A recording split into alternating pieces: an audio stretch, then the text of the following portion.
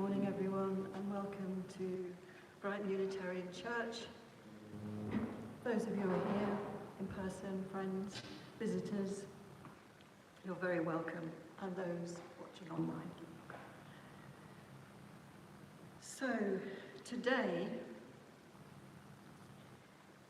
in order to acknowledge our Christian roots, we will light the first of the 4 candles of Advent. Each Sunday from now until Christmas, we will light a candle, each of which symbolises a different meaning of the story of the coming of Jesus. Advent, or coming, is a season of expectation and preparation. Our first is called the prophecy candle, a symbol of hope and anticipation. It reminds us of God's promise to the world, our own need for a guiding presence in our lives, and a chance to prepare to celebrate the birth of Jesus, whose teachings have influenced how we live in the world and how we treat each other. So let us light our first Advent candle, and may this light remind us of the hope within and around us during this Advent season. Thank you, John.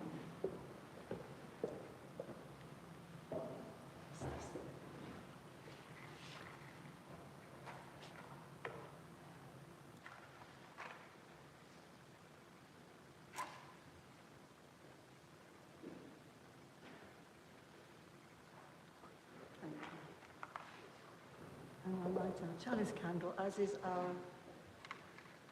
tradition in our Unitarian Church, alongside all other Unitarian churches everywhere.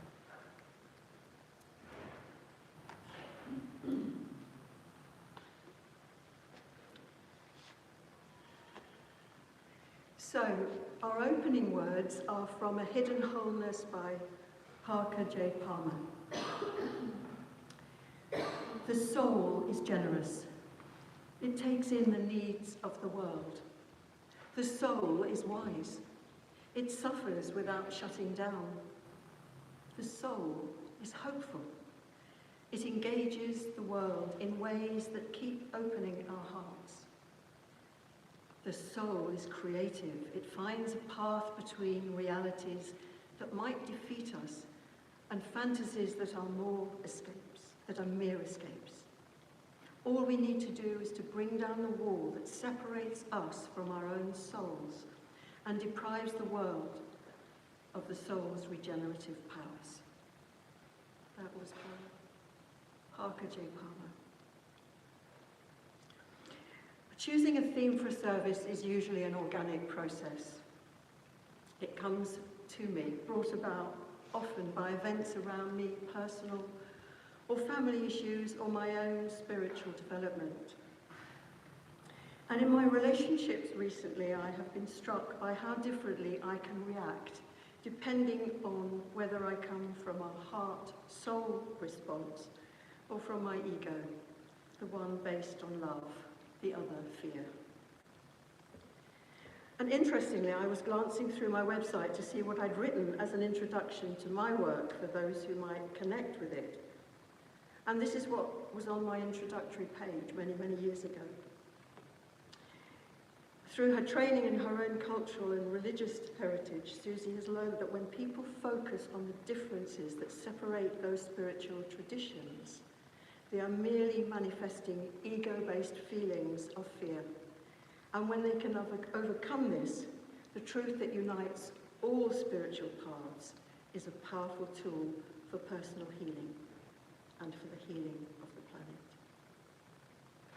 So, I would invite you to sing our first hymn, number 172 in the Green Book.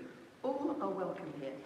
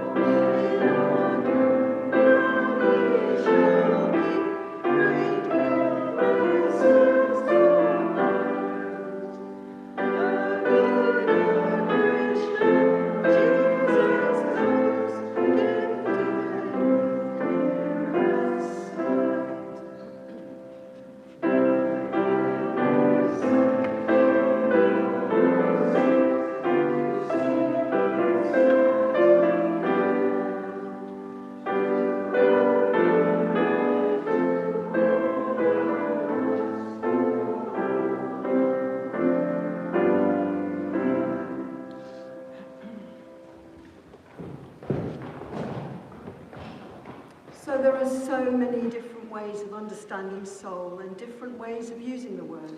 For example, we talk of soulmates, soulfulness, soulless, soul music. John O'Donoghue talks of an amkara, a soul friend. And in his book, Eternal Echoes, he describes discovery as being the essence of the soul. He says, when you open your heart to discovery, you will be called to step outside the comfort barriers within you, which have fortified your life.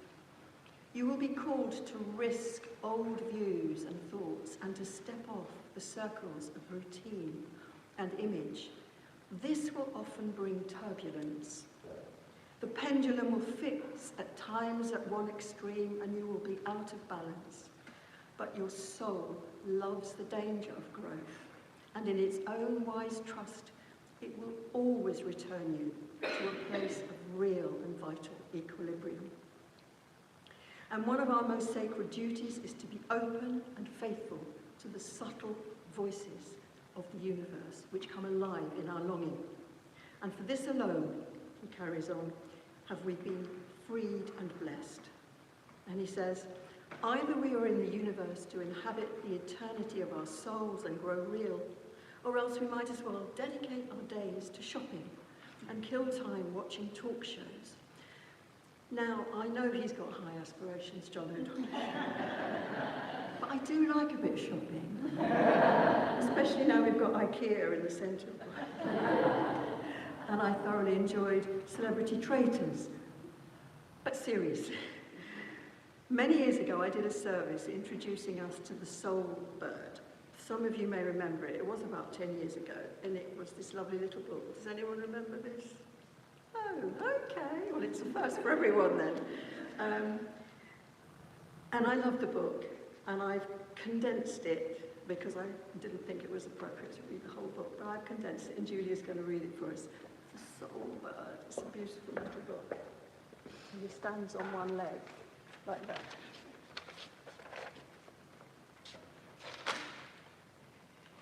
Are you okay with my... I think so. A soul bird. Deep down, inside our bodies, lives a soul. No one has seen it, but we all know it's there. Not only do we know it's there, we know what's in it too. Inside the soul, right in the middle, is a bird, standing on one foot. The soul bird feels everything we feel, running around in pain if someone hurts our feelings, curling up in a ball if someone is angry with us, and when someone hugs us, the soul bird grows and grows until it almost fills us. It's so good to be hugged. We all have a soul. It sparks the moment we're born and never ever leaves us. Do you know what it's made of? Quite simply, drawers. The soul bird stands on one foot, and with its other foot it turns the key to the drawer it wants to open. There's a drawer for everything we feel. Content, love or hate, sad or jealous. Most of the time, you are in charge, and the bird opens the drawer you want. But sometimes it decides all by itself to open the talking drawer when you want to be silent. Everyone is different. Because there is a different soul bird deep inside each of us. It's really important to listen to the soul bird because sometimes it wants to tell you something and we don't want to hear it. It wants to tell us about the feelings locked up inside the drawers. Some of us hear it all the time. Some of us almost never. And some of us hear it only once in a lifetime. That's why it's a good idea, maybe late at night when everything is quiet, to listen to the soul bird deep down inside us.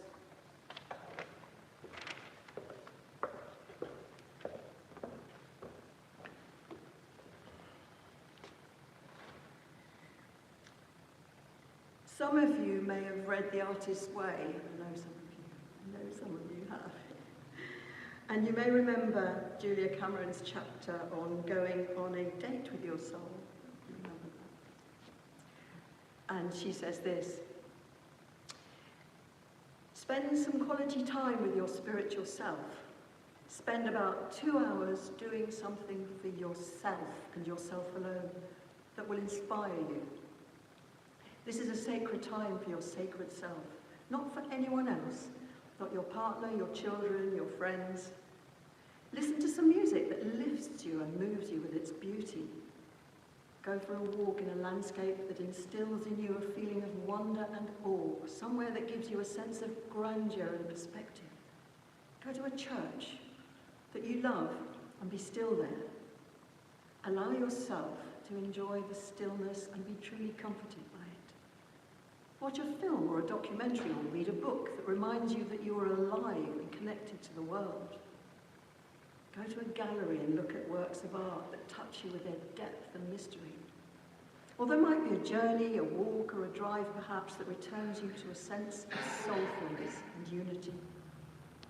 Now, you might find yourself trying to sabotage your spiritual date by telling yourself, it's silly, self-indulgent, pretentious, or simply that you don't have the time. Remind yourself this is about your soul itself and your commitment to your spiritual life. You are allowed to care about it. Growing a relationship with your own soul will take time, tenderness, and commitment. At the end of your day, you might wish to make a note of how it was, the positive or negative feelings that you had. I love that. So reflection on our inner selves has been happening for many a long year, and the ancients certainly had things to say. Socrates believed that evil stemmed from ignorance. People committed wrongdoing thinking it would be good for them. He argued that the soul is the most important part of a person. Therefore, the greatest harm is injustice to one's soul. For Socrates, the main concern was care of the soul, acquiring knowledge about what is unconditionally good. He talked about the dignity of the soul and said it was better to suffer injustice than commit it, because suffering injustice harms the body, not the soul. Committing injustice harms the soul, and only the person themselves can cause this harm. He talked of virtue, truth, and beauty, and knowledge, united in the good as one. To become truly virtuous is to gain true knowledge of the good. And Thomas More, in his book, Care of the Soul, that uses the same title, points to the fact that both Socrates and Jesus, two teachers of virtue and love, were executed because of the unsettling, threatening power of their souls, which they revealed in their personal lives and in their words. They did not carry guns, yet still they were a threat, because there's nothing more powerful than the revelation of one's own soul. Here was another reason for placing Jesus between two thieves. He was a criminal in the eyes of a soul-denying authority. Criminality and transgression, when not acted out in violence, are dark virtues of the heart, necessary for the full presence of an individual on earth. And Thomas More says, only when they're repressed do we find them roaming the streets of a city as incarnations of the rejected shadow. And he's got another book called Dark Night of the Soul. That's a whole other story, as we found out in our Heart and Soul group. But interestingly, the novelist Iris Murdoch takes up Socrates' philosophy in her own way by suggesting that our inner lives are too often clogged by the fat, relentless ego. And by contemplating beauty in nature and art, we can deflate the ego, a process Murdoch describes as unselfing, and open our eyes to reality. In 1970, Murdoch wrote The Sovereignty of Good, and she describes unselfing. Beauty is the convenient and traditional name for art and nature, she says. I'm looking out of my window in an anxious and resentful state of mind, brooding perhaps on some danger done to my prestige. Then suddenly I observe a hovering kestrel And in a moment, everything is altered. The brooding self with its hurt vanity has disappeared.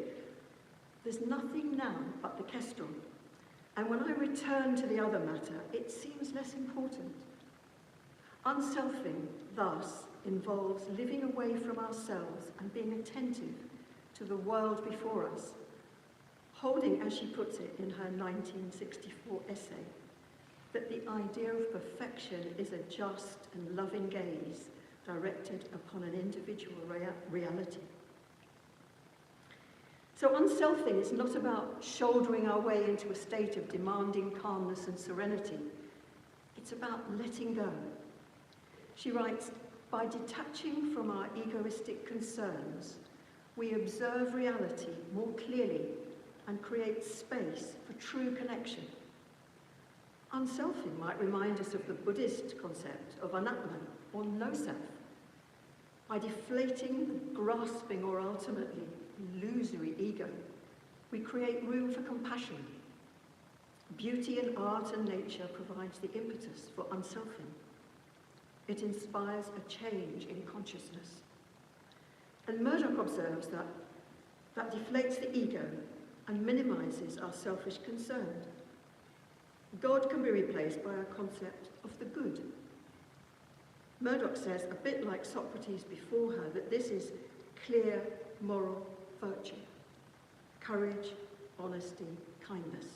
And from these simple acts, we ascend our analysis to reflect on the good they express.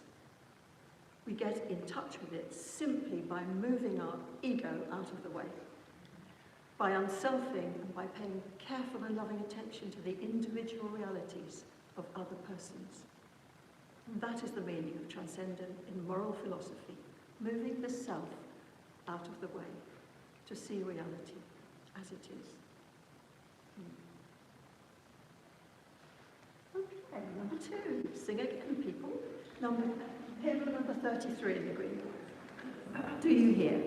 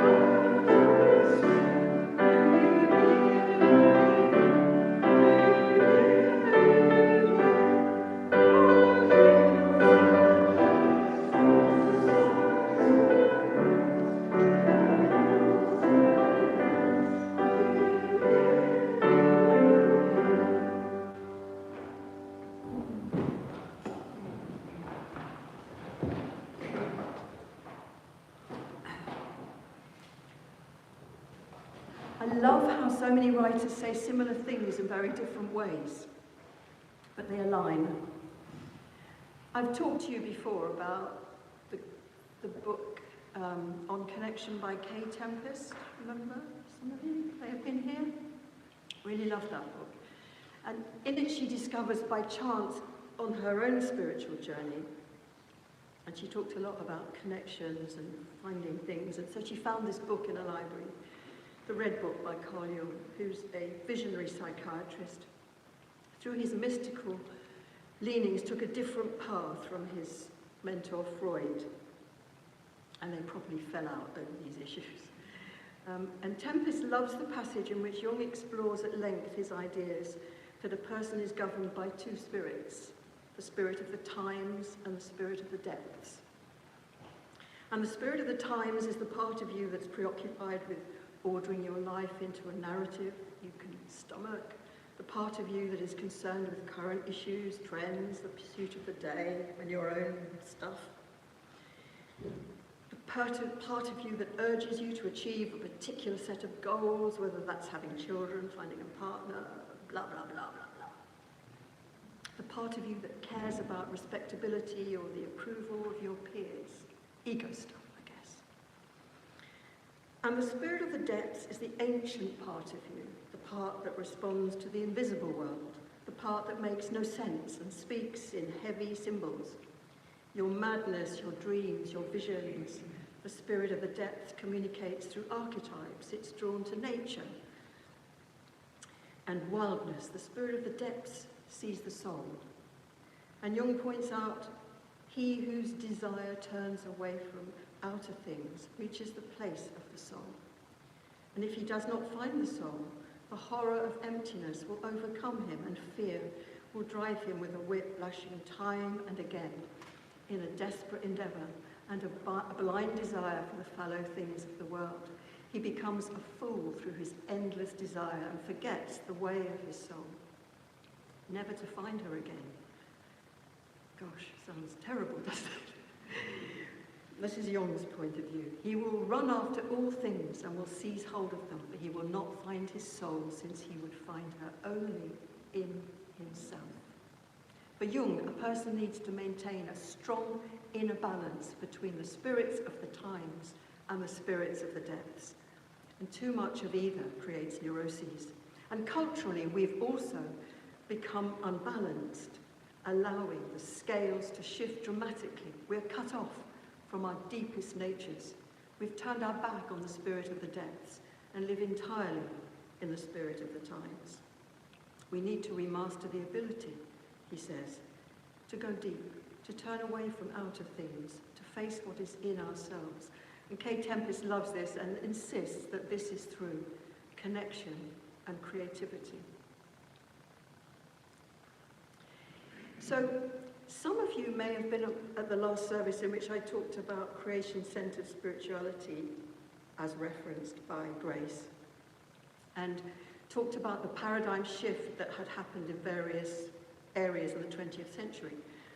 And in the same way that Freud and Jung revolutionized the way we viewed mental illness, people like Edward Bach, who was alive at roughly the same time, revolutionized the way in which we understood health.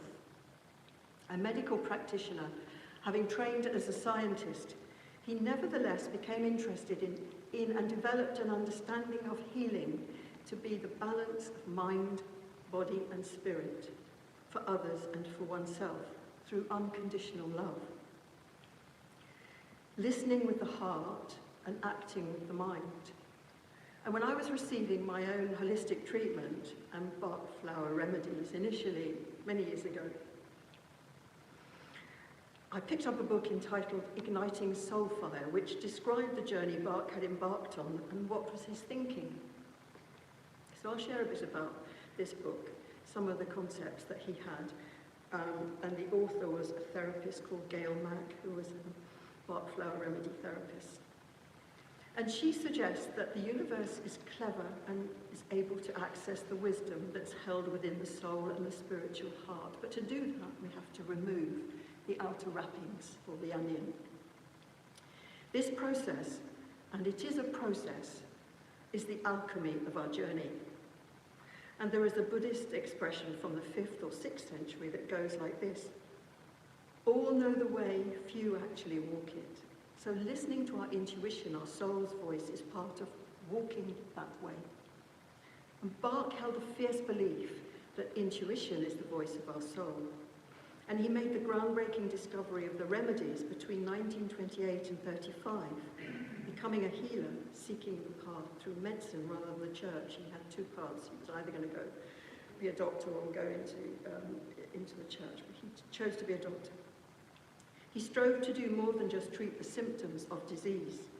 Observing his patients closely, he identified that there was a definite connection between the emotional state of the patients and their chronic illnesses and disease, and that in the light of this realization, His thinking was that the origins of disease was a disharmony between the soul and the personality.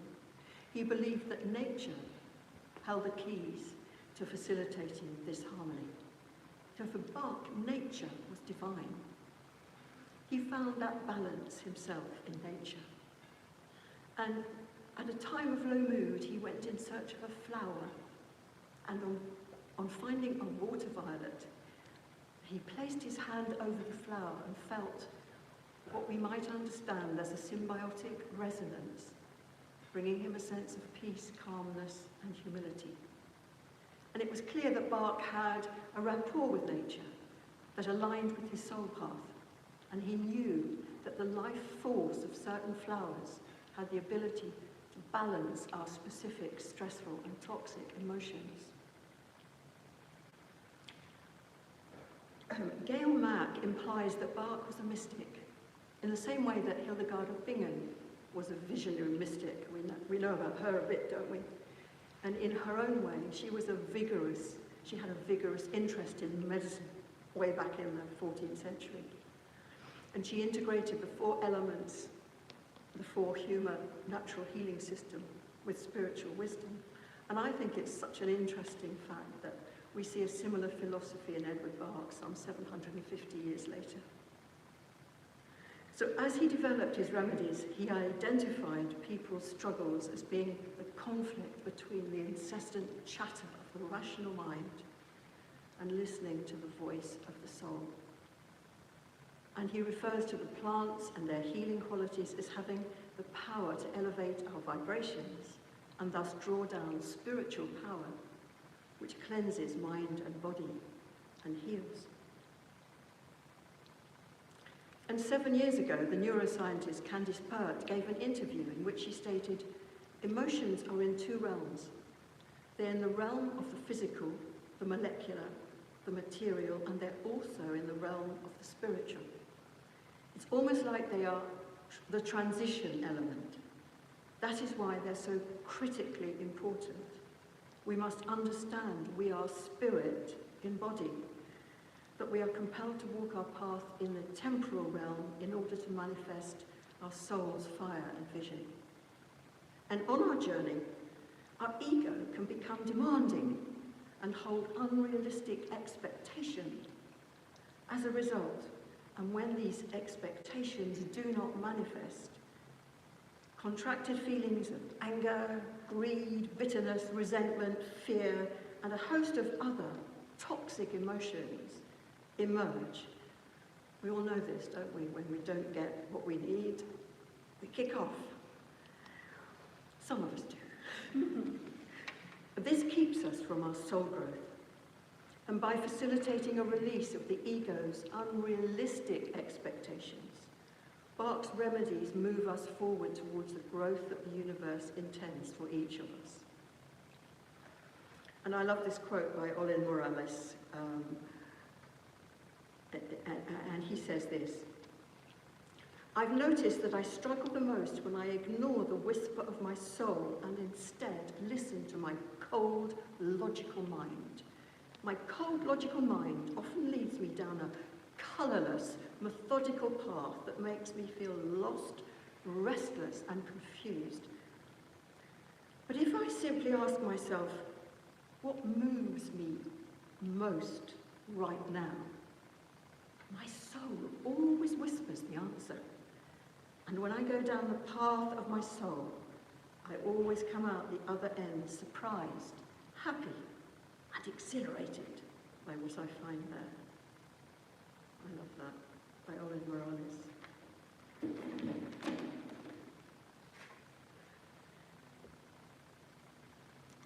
So in esoteric traditions and ancient mystery schools, the chakras are thought to be gateways or portals to our soul's wisdom.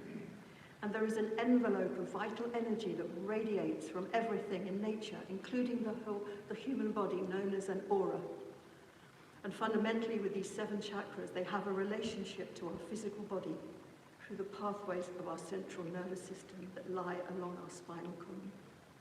And when we move into emotional states of distress, consciously or unconsciously, the negative energy of our emotions indicates patterns of contraction within the chakras and our auras, and recalling that the core of Bach's philosophy on the nature of healing focused on the relationship between polar opposites, the connection between the positive energy of the remedies and contracted or negative states of the chakras. This becomes evident as he states that homeopathic, his remedies are homeopathic, and this homeopathic remedy is centered in vibrational energy medicine. And true healing is the transformation not only of body, but of mind and emotions down into the depths of our spirit. Okay, so with that, I invite us to have a moment of quiet reflection, of prayer, of going within for a moment. I will say a few words of prayer, and then we will have a moment of stillness, and then Kathy will play some lovely music for us. So please, close your eyes if you so wish. Go into a comfortable position. Make yourself comfortable on your chair and allow yourself to breathe gently.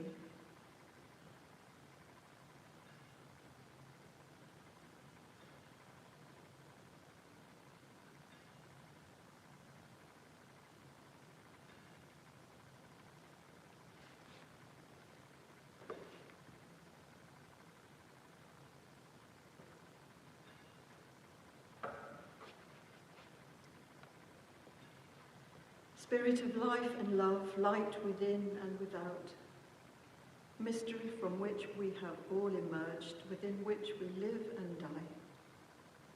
Be with us now as we allow ourselves to drop into the silence and stillness at the center of our being. As people of faith, we seek to live in a spirit of love, a spirit of community and justice and peace. And yet in so many corners of the world, both far and near, we see division and hate. We struggle to respond to the outer world and our inner dramas in ways that manifest love. Our struggles and our questions testify to our longing for peace, for love, for hope. In the stillness and silence of our own hearts, we read the imprint of love and the light within. May it keep hope alive. May it guide us all as we seek to act wisely and well. May it help us to be vessels of compassion for one another and for our world.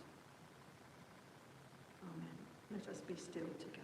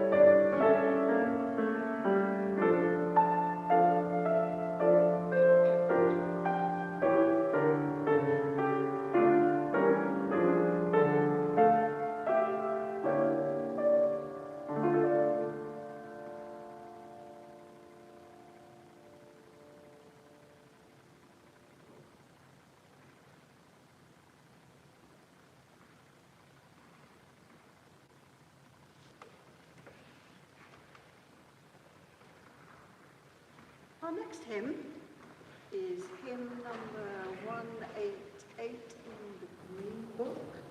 Let love continue on.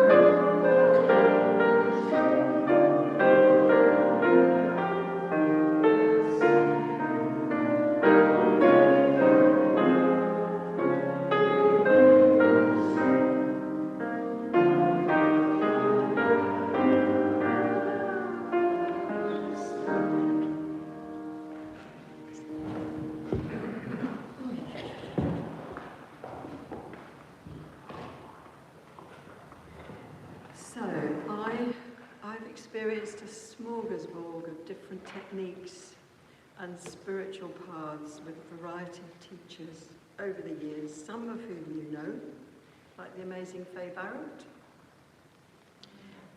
Yep. With whom I connected instantly during a conference 15 or so years ago. And on that path, I've always been open to the notion that conventional medicine didn't hold all the keys to my health, although it did hold some of them, clearly, I admit.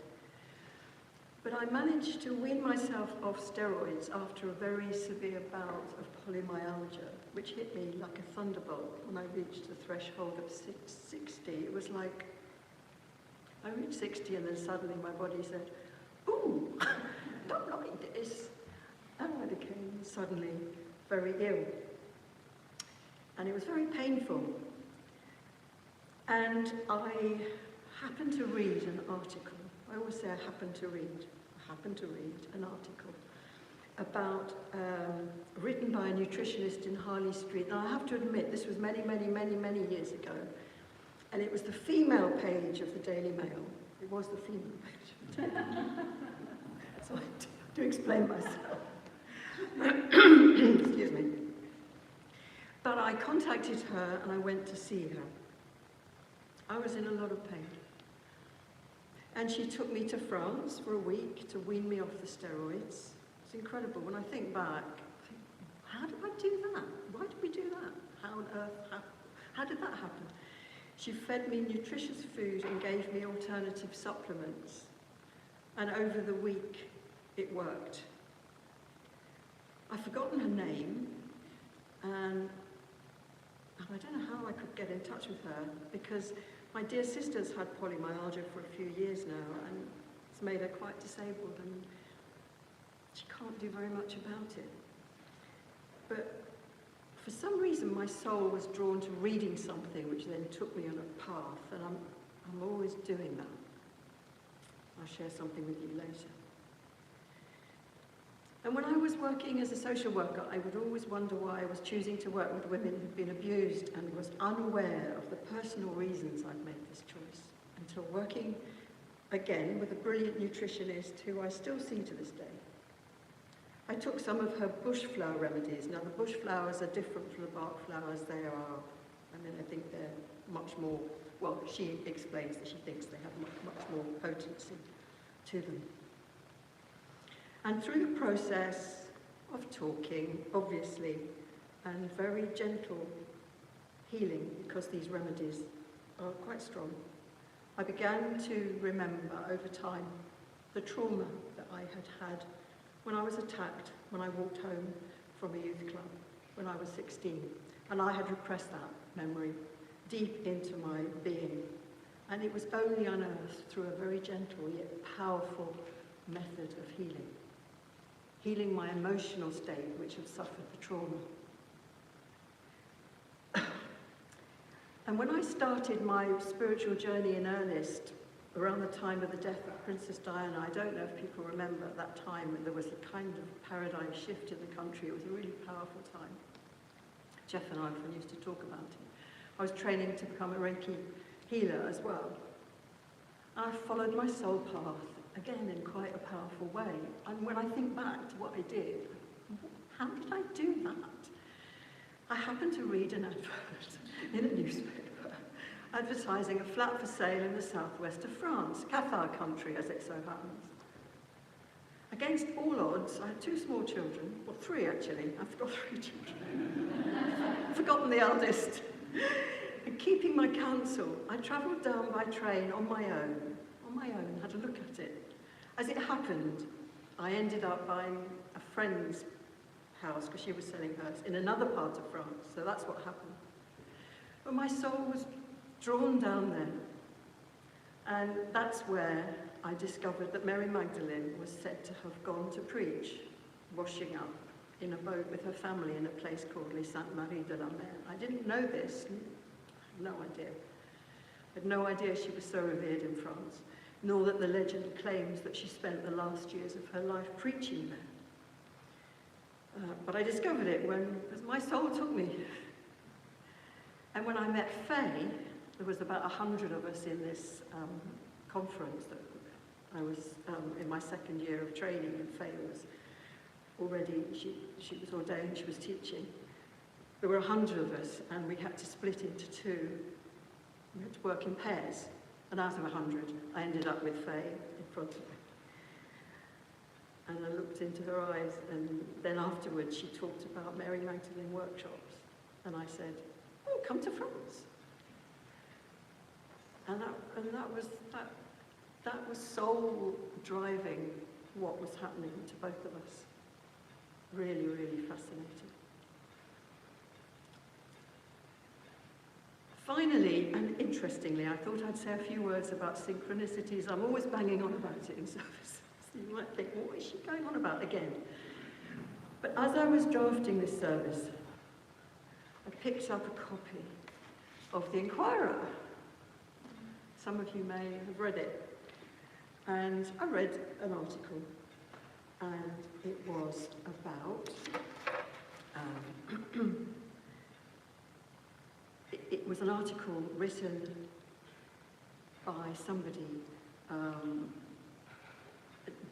called Daniel Dyer, about transcendentalism, starting with reason, in which he is talking about the virtues of reason and the Unitarian perspective, which seems to have dismissed the mystical aspect of religion almost entirely. And it was just what I was kind of researching, so I thought, okay.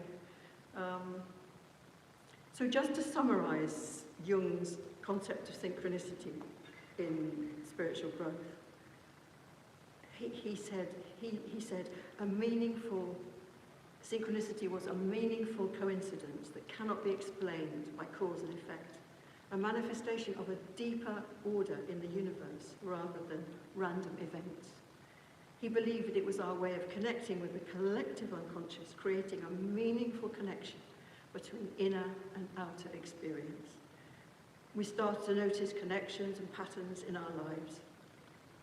And as I said in the last service, quantum physics suggests that at the most fundamental level, everything in the universe is interconnected and entangled. Intuition plays a crucial role, said Jung, in recognizing and integrating synchronistic events. It's our inner knowledge, our gut feeling, that guides us towards these meaningful coincidences and helps us make sense of them. So in my case, reading is often the way that I'm propelled forward. Again, this article was just that. So let me share with you a few points which I think is quite interesting for us as a Unitarian congregation. So he's a member, Daniel Dyer is a member. It's not Danny Dyer from... it's not Danny Dyer from EastEnders. It's not, I promise you. He's a member of Kendal Unitarian Church and a dervish in the Medlevi order founded upon the wisdom of Rumi, who we love dearly here in this congregation. So he suggests that dismissing the mystical aspect of religion through prioritizing reason, Unitarians have in effect thrown the baby out with the bathwater and has been a partial loss of soul. This is his suggestion, it's not mine, this is his article. An imbalance in favour of the rationalistic and religious movement, never quite sure of its own identity. He continues to argue in this article that reason is of course an essential virtue, but beyond reason lives a mode of consciousness which the Sufis describe as the knowing heart, and is the faculty through which we become more present, capable of receiving intuitive knowledge, visionary experience, and creative inspiration.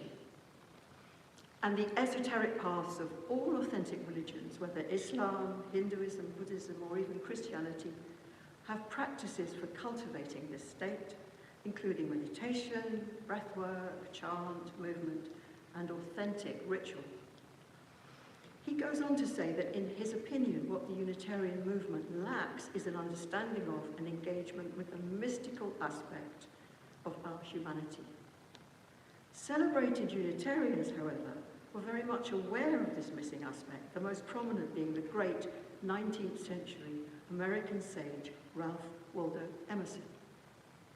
Yet Emerson eventually abandoned the Unitarian Church and went on to found the Transcendentalist movement, greatly influenced by Eastern mystics, especially Hindu Advaita, Vedanta, and Sufi Islam.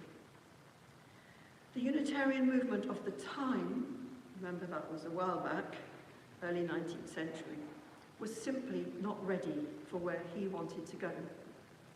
The narrow bounds of his stolid Christian rationalism could not contain the scope of Emerson's vision.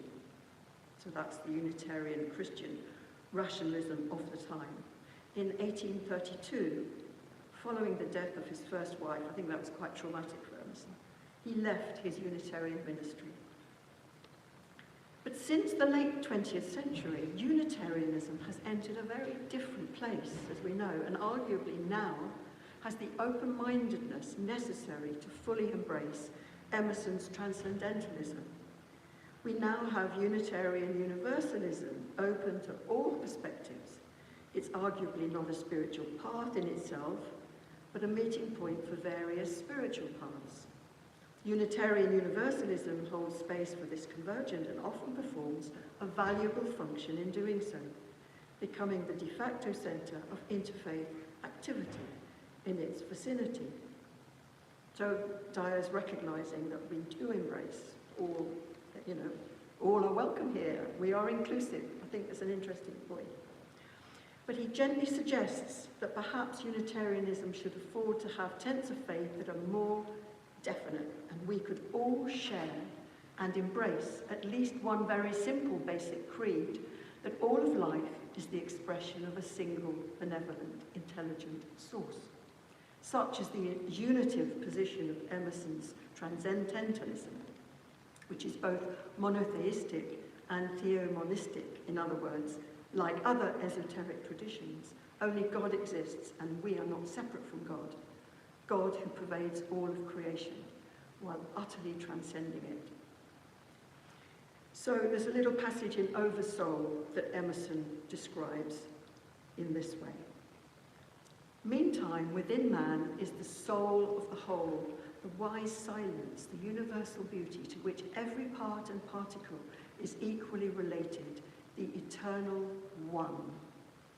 And this deep power in which we exist and whose beatitude is all accessible to us is not only self-sufficing and perfect in every hour, but the act of seeing and the thing seen, the seer and the spectacle, the subject and object are one. Now, I think this sounds very similar to the creation-centered spirituality we were introduced to a couple of weeks ago by Grace. I think it's very similar, personally, what he's suggesting. And he concludes in this article, the profound, subtle conception of God might satisfy people who identify as atheists simply because they have never come across a concept of God sophisticated enough to satisfy either their intellect or their intuitive heart. Unitarianism may take its name from a simple rejection of Trinitarianism. But what we are envisioning here is a Unitarianism taken to its most profound conclusion: oneness. Could most Unitarians, he asks, rally round and crucially develop genuine mystical practice going forward? That's his challenge to congregations. Excuse me.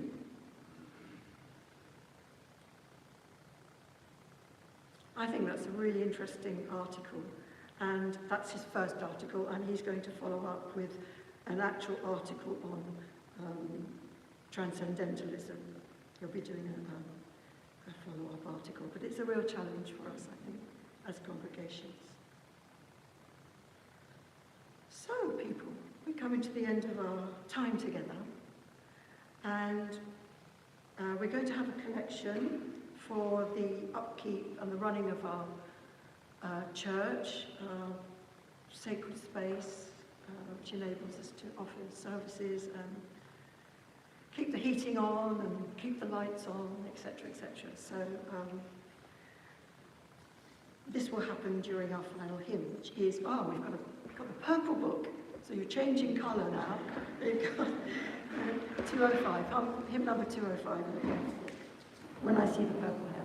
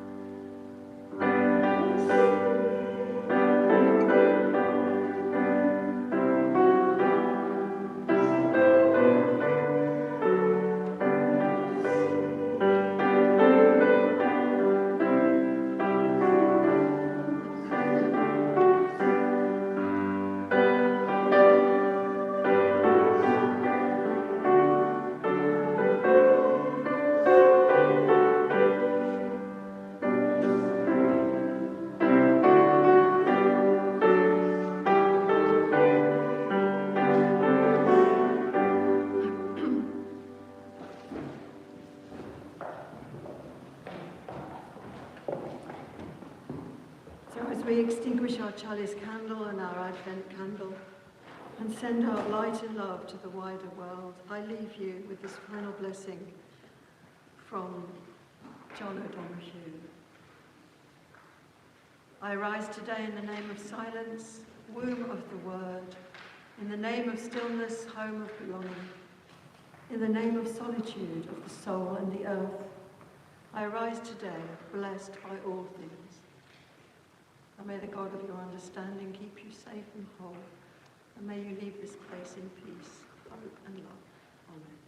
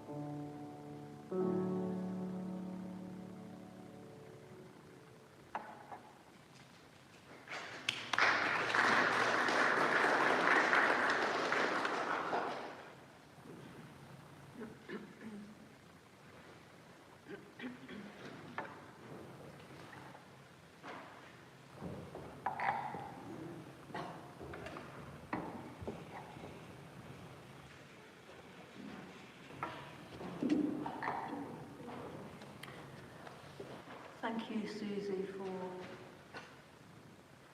inspiring us to live from the soul and for giving us all those different voices that contributed to your service from Danny Dyer to Iris Murdoch.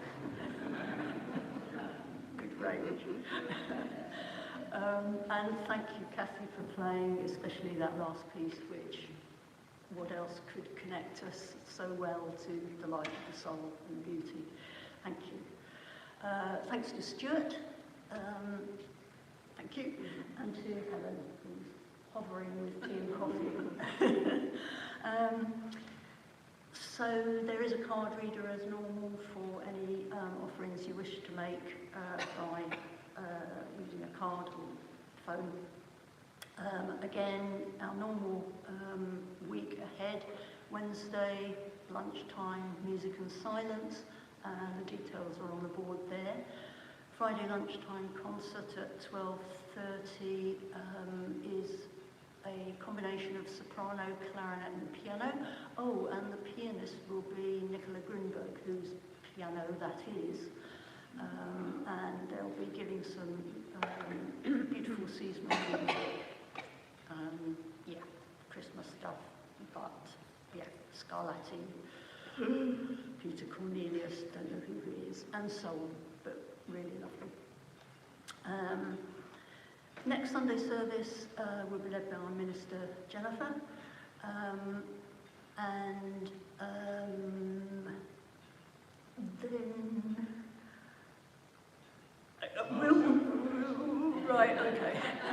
will be followed by a special celebration for one of Tricia's big birthdays with her family, so please do stay for that. And I'm not sure if we're still needing people to sign the list to come, so you know numbers. Oh, that will be sufficient. Please do stay after the service. Tricia's family will be coming as well. So that would be lovely, great fun. Great to see you here. Also next Sunday at 5 o'clock, we have scheduled one of our Unitarian mystical experiences, the Contemplative Circle. It's a busy Sunday, but if you want to come and have an hour of contemplation and silence and tranquility in this place, it's available and here. Don't forget the carol service on Saturday the 20th of November. No. December.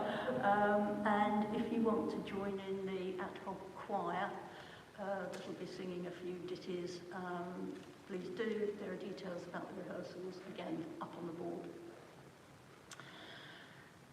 Right, now, I'm sorry, Helen,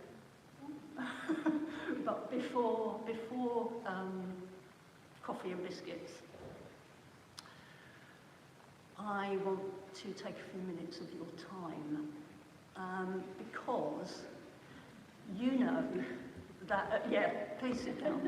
At this time of the year, myself and others rattle on and on about the committee. And I just want to give you a bit of context as to why we do that. So, as Unitarians, we are proud of our independent ways and values. There's no church hierarchy telling us what to do, what to think, how to run our church. The flip side to that is that there's no church hierarchy like the Church of England giving us a load of money or providing us with a headquarters full of experts telling us, oh, this is how you deal with the new fire regulations and this is how you recruit a new member of staff. So we, us, the exciting thing is that we, us, our community, run our own affairs. We choose what we do and how we do it. So we find ways, interesting, innovative ways to raise money. Like we've just had a very successful quiz and curry night, which raised £500 to £600, which is great. Thank you, Fanny. Thank you, Kathy.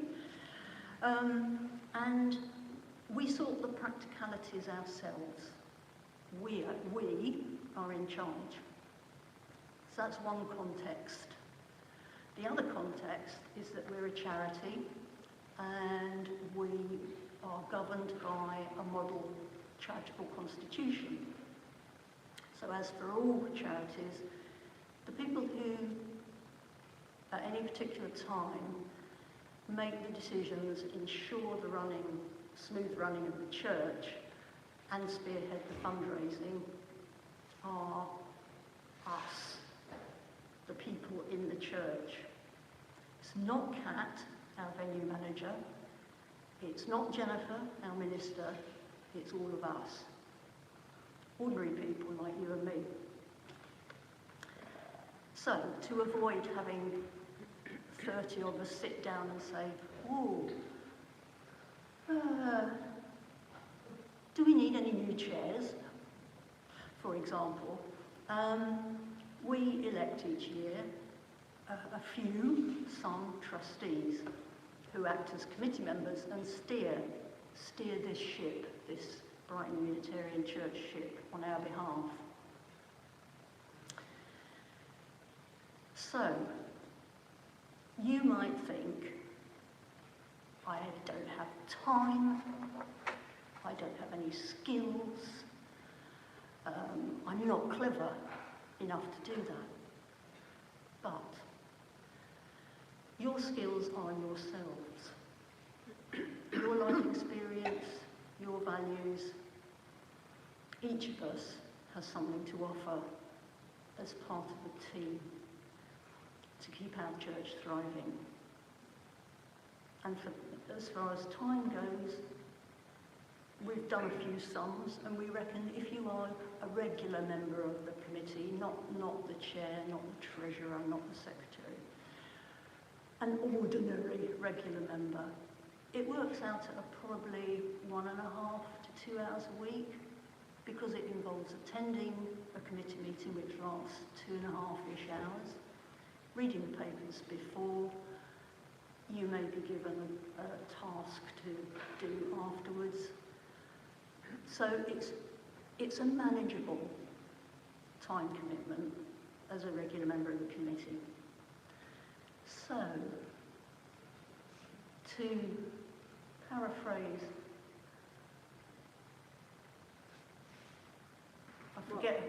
to paraphrase the soul bird, deep inside all of us, there is a Brighton Unitarian trustee. So if you'd like to explore this further, please do come to talk to me after the service. And next week you'll have more people to talk to, Mike, who's on the committee, Simon, who's the chair, and me, and Jennifer as well, who attends committee meetings. So thank you all for your time, and let's have some tea and coffee.